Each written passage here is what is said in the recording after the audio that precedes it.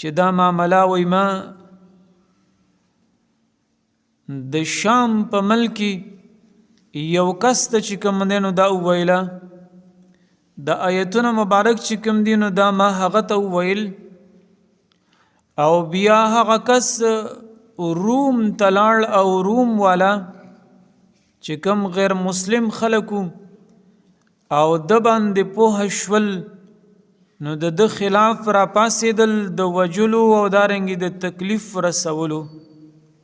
چې کله هغه سړی پوه شو چې روز خودوی ما وجنی یا ما ته تکلیف را رسوي نو د هغه ځای نه راووته خو هغه کسان ورپسې شول هغه کسان دشمنان ورپسې شول خو لیکن هغه سړی بیا ونه لیده حالانکه هغه سړی دغه کسان لیدل چې دوی ما پسې را روان دي توره پلاس او دارنګې سره د سورلۍ او د اسلحې خو لیکن د هغه آیتونه مبارک تلاوت کړل د هغې نظرونه الله رب العزت بالکل بند کړل د هغه نه او هغه کس یې نه لیده ابی ابن کعب رضی الله تعالی عنہ دا هم فرمای دغه آیتونه مبارک او دغه رنګي تفسیر قرطبی کې د ثعلبی رضی الله رحمت الله علیه هم یو واقعه لیکي چې ما پر رای کې هم یو کس ته دا خبره وکړه رای یو وطن دی کنه یو شهر دی د کمزه رای ایران د ایران دی کنه رای داوی ما په رای کې ثعلبی رحمت الله علیه فرمای چې ما دا په رای کې یو کس ته دغه آیتونه مبارک او خودل او چې کله هغه ته بیا دلم یو خار دی هغې ته لړ نو د هغه مخالف هم خلق را پاسېده چې د الله د وحدانیت خبره کوي د پیغمبر د رسالت خبره کوي نو ما پسې شول زما د قتل اراده وکړله زه د هغه ځای نه یادا چې د قید هم که دغه سړی قید هم که پس طریقه باندې بیا د قید نه خلاص شو رهایی وشوله یا څه طریقه باندې د هغه قید نه وتښتېد دغه جیل نه وتښتېد او د هغه خار والا چې کوم فوج دی پولیس دی هغه ورپسې شول او دغه آیتونه مبارکه ما ته را یاد شول نو ما هغه آیتونه مبارک ولوستل هغه کسان ما ته دومره رانږدې شول چې زما او د هغې کپړې هم د یو بل سره لګېدلې خو لیکن زه یې وی نشم لیدلی د قرآن دغه آیتونه د سورې کهف 57 نمبر د سورې نحل سوم نمبر 107 نمبر د سورې جاسی سوم نمبر 23 نمبر آیت دغه آیتونه ما ولوستل دغه دشمنان ما پسې را روان دي تر دې چې هغه ما ته راورسېدل زما او د هغې کپړې هم یو بل سره لګېدې خو لیکن زه یې ونه لیدلم او دغه امام قرطبی رحمه الله په خپله باندې فرمایي چې زه په دغه اوندلس کې هم زما خلاف دغسې یو منصوبه جوړه شوله اوندلس کې قرطبه چې ورته ویلی شي اوندلس کې ده زما خلاف هم یو منصوبه د قتلولو جوړه شوله او زه بیا د هغه ځای نه ووتلم ما پسې هم دغسې کسان را پسې شول خو لیکن ما ته دغه حدیث چې کوم روایت د جابر ابن عبدالله ابی ابن کعب رضی الله تعالی عنہ دی هغه حدیث ما ته رایاد شو دغه آیتونه هغه آیتونه وی ما ولوستل او دغه کسان ما پسې را روان شول خو لیکن زی بیا اون لیدلم. برحال ما د هغوی خبرې اورېدې او دا خبرې هم وکړلې چې را کېدی شي چې دا یو شیطانو، دا وی شیطانو. ما یې خبرې اورېدې ما لیدل خو لیکن زی نشم لیدلی د دې کلام د برکت نه چې په دغه کلام کې الله رب العزت څومره لوی برکت اچولی دی. اسی د لیدلو د نه لیدلو خبره یو خبره زما ذهن کې هم راغله او تقریبا چې ما په مخکې جمعه کې به هم ویلي وي ستاسو به یاد وي او یا نه. د جلال الدین سیوطي رحمه الله په هغه کراماتو کې یو دا هم ده چې د هغه یو خادم دی هغه خپل باندې دا وایي محمد علي نامه د تقریبا چې رماته دی استاد محترم دا خبره وکړله چې آیا استاد زړه شته دی چې لاړ شي دارنګې بیت الله شریف ته او دارنګې هلته مونځ وکړي او طواف وکړي. وایي ما ویل چې ولې نه، زړه خو د هر چا غواړي چې لاړ شي د بیت الله زیارت وکړي او دغه رنګې په حرم کې مونځونه وکړي طوافونه وکړي. نو بیا ما ته وایي چې سترګې پټې کا، نو بیا دغه خپلې کمرې نه یو څو قدمه چې موږ واغستل او سترګې مو کلاو کړې، نو بیا په کوم ځای کې وو؟ په حرم شریف کې بیا په حرم شریف کې وو. احرام مو د مخکې نه تړلی او دارنګې سترګې پټېدو سره یو څو قدمه اغستل او بیا په حرم کې داخلېدل، دا کرامت دی. وی منګه طوافونه کول. عجیبه خبره یو دا هم ده چې من په دغه حرم کې داسې کسان لیدل چې هغه منګه پیژندل خو لیکن هغوی وی منګه نه لیدو، منګه یې نه لیدلو او دارنګې منګه لیدل او پیژندل مو چې دا زمونږ د وطن دی، دا زمونږ د وطن دی. برحال دغه کرامت دی او دا د پیغمبر علیه الصلاة والسلام معجزې دي او د قرآن هغه یو معجزه ده. برحال دا خبره مخکې هم من کړې ده او د جمعې په ورځ هم چیرې کرامت دا حق دی خو لیکن کرامت دا د ولی په اختیار کې نه دی. دغه رنګې معجزه هم دا حق ده خو لیکن معجزه د پیغمبر په اختیار کې نه ده. وَإِذَا قَرَأْتَ الْقُرْآنَ جَعَلْنَا بَيْنَكَ وَبَيْنَ الَّذِينَ لَا يُؤْمِنُونَ بِالْآخِرَةِ حِجَابًا مَسْتُورًا وَجَعَلْنَا عَلَى قُلُوبِهِمْ أَكِنَّةً أَنْ يَفْقَهُوهُ وَفِي آذَانِهِمْ وَقْرًا. الله فرمایي چې وَجَعَلْنَا عَلَى قُلُوبِهِمْ ګرځولي دي منګه په زړونو د دوی باندې اکنتن پردي ان يفقهوه الله يفقهوه دا چې دوی پوه نشي وفي اذانهم وقرا او په غوګونو د دوی کې بوج دی ثقل کونواله دی بوجي ورته منګ وایو. او اذا ذکرت ربک او کله چې ته ذکر کې یاد کې رب خپل فی القرآن په قرآن کې وحده یوازې چې الله یو دی د الله د وحدانیت ذکر وکي ولوا علی ادبارهم نفورا وګرځي دوی په هغه شاګانو خپلو نفورا نفرت کوونکي. نحن اعلم بما يستمعون به الله فرمای چې منګه خو خبر یو په هغه باندې یستمعون به چې دوی غوږ دی هغې ته یستمعون به چې دوی اوري هغې لره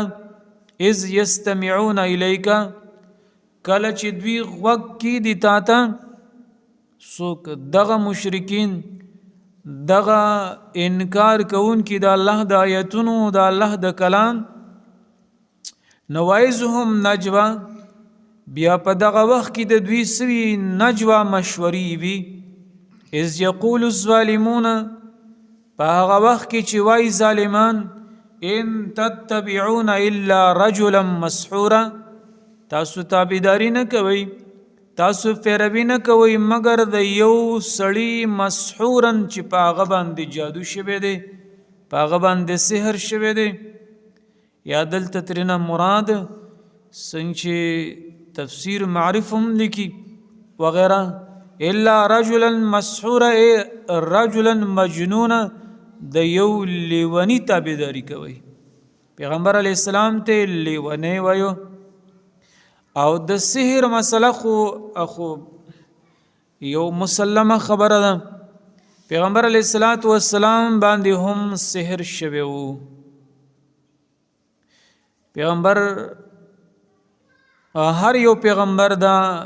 بشر وی کنه انسان وی خو د هغې انسانیت بیا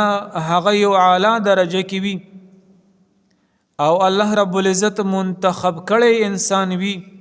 یو بشر منتخب کړی شوی او غوره کړی شوی انسان چې کله هغه انسان وي نو بیا انسان هغه ته بیماری هم راځي پیغمبر کې وي نو هم بیماریږي هم وجرماما لوګه هم راځي تند هم راځي انسان دی که نه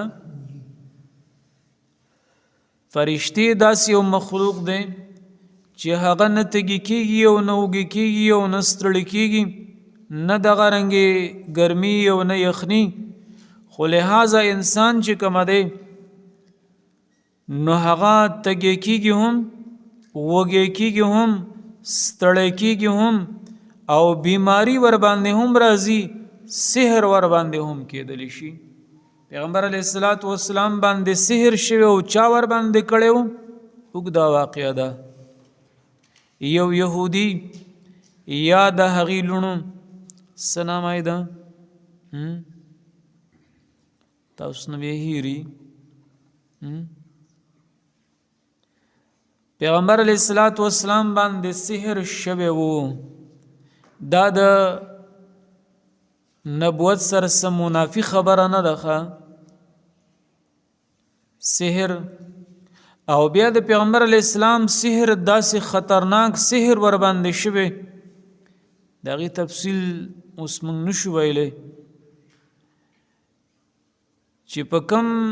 ویښتو باندې د پیغمبر علیه السلام بیا په هغه ګومنځه او بیا هغه ویښته چې کوم دی نو په یو کوی کې د یو ګټې د لاندې او بیا دوه فرشتې راځي پیغمبر علیه السلام ته داسې اوده دی پیغمبر علیه السلام یو فرشته د بل نه تپوس کوي چې آیا په ده باندې څه شوي نه هغه بل ورته جواب ورکوي چې ده باندې سحر شوی دی چا ور باندې کړی دی پلانی ور باندې کړی دی لبید ابن عاصم دی کسی لبید نمی دی کنا یا د هغه لوڼو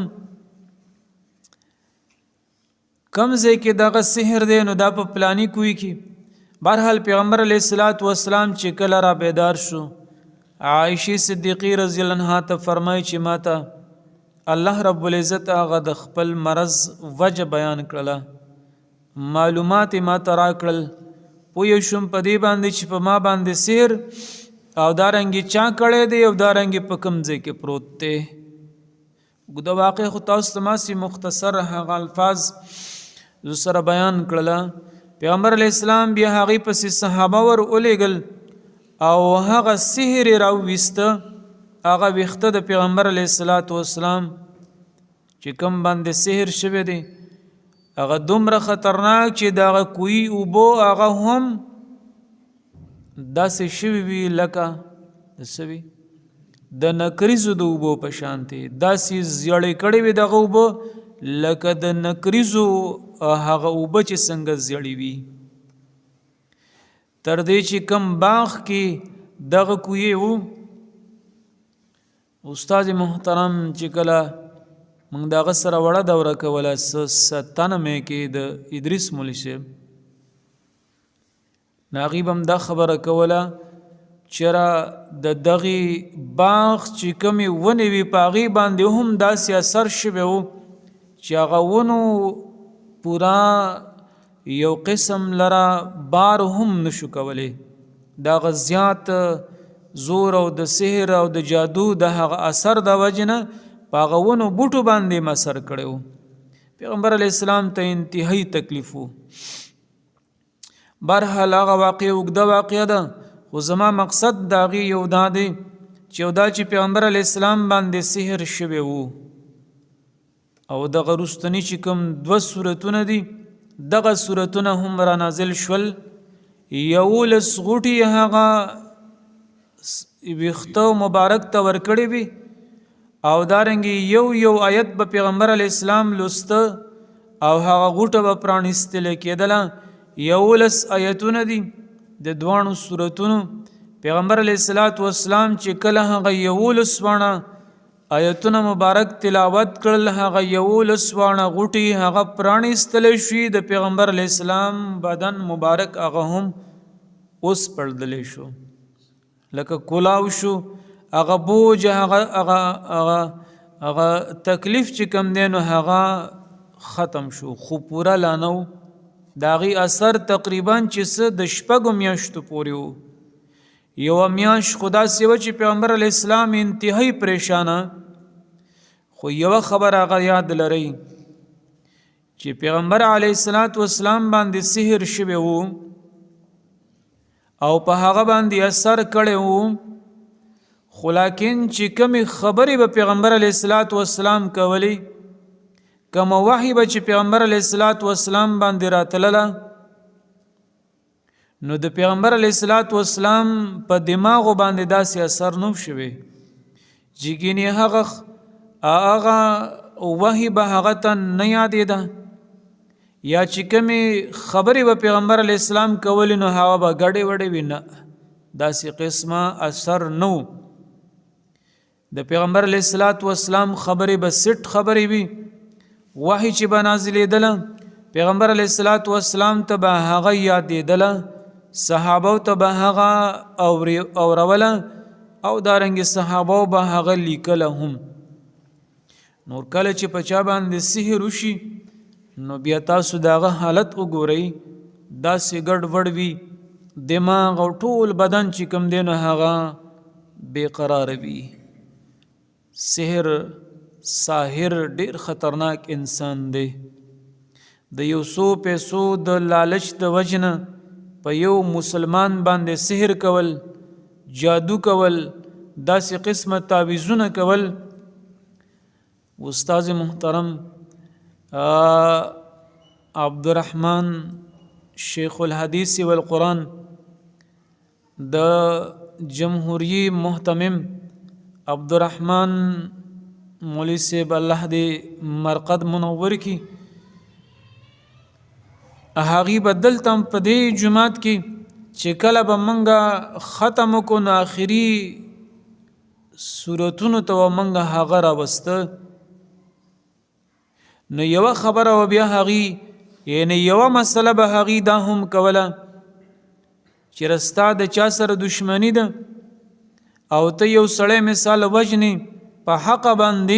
حق باندې وجنې ټوپک تمانچا وغیره یا د قانون په لحاظ سره دغه جایز دي خو لیکن په سحر جادو تعویذ وغیره باندې یو انسان لره وجل دا ګوره جایز نه دي جرمانه ستا د چا سره دشمني ده دشمني ور سره کوه که د وجل وي که د هر څه وي هغسې حرکت د هغه سره وکړه خو لیکن په هغه باندې به سحر نه کوې هغه باندې به جادو نه کوې په هغه باندې به داسې خطرناک تعویذونه نه کوي چې هغه رو داسې رنځېږي او بیا وروسته مړ شي دا عظیمه ګناه ده دا خطرناکه ګناه ده بهرحال د پیغمبر علیه السلام خبرې به درست خبرې وي هیڅ قسمه د هغې نه به هیره به نه کېدله د شریعت یو مسله د دین مسله او وحي دا به د پیغمبر علیه الصلاۃ والسلام نه هیریدل. د دنیا چې کم مثال خوراک به کړو هیر بو اکثر یا سکاک بو هغه به نه هیرو ځکه دا سحر اثر ډیر خطرناک او ډیر خطرناک سحر یې کړو. برحال د خبره بیا وګدي انظر کیف ضربوا لك الامثال فظلوا فلا يستطيعون السبيل. انظر وګوره پیغمبر علیه السلام کیف ضربوا لك الامثال سرنګ بیانې لستا د پاره مثالونه فظلوا بس دوی گمراه شوي دي فلا يستطيعون السبيل بس دوی طاقت نه لري د هغه لارې چې دوی پر راه راست باندې راشي. قسمه قسم مثالونه س بیانې دغه خبره چې ذکر شوله کله وی دی ساحر دی کله وی کاهن دی کله وی دی شاعر دی کله وی مجنون دی کله وی دا قرآن د بل نزد کړی دی کله وی د چانه او کله د چانه. بهرحال دغه مثالونه ستا متعلق چې دوی بیانوي دا غلط بیانوي. فظلوا فلا يستطيعون السبيل بس گمراه شوي دوی فلا يستطيعون بس طاقت نه لري سبیلا د هغه راه راست چې دوی په راه راست باندې راشي دوی ډېر لرې د هغه سیده لارې نه لرې تللی دي او د الله د رحمت نه لرې شوي دي. بس دی وَإِذَا قَرَأْتَ الْقُرْآنَ جَعَلْنَا بَيْنَكَ وَبَيْنَ الَّذِينَ لَا يُؤْمِنُونَ. او وَإِذَا قَرَأْتَ الْقُرْآنَ او هر کله چې تل ولي قرآن لرا نو جعلنا بینک ګرځو منګه بینک پمینستا کی و بین الذین پمینس د هغه کسانو کی لا یؤمنون بالآخرته چې ایمان نه راوړي په ورځ د آخرت باندې حجابا مستورا یو پردا مستورا حایل کړی شوی پټ کړی شوی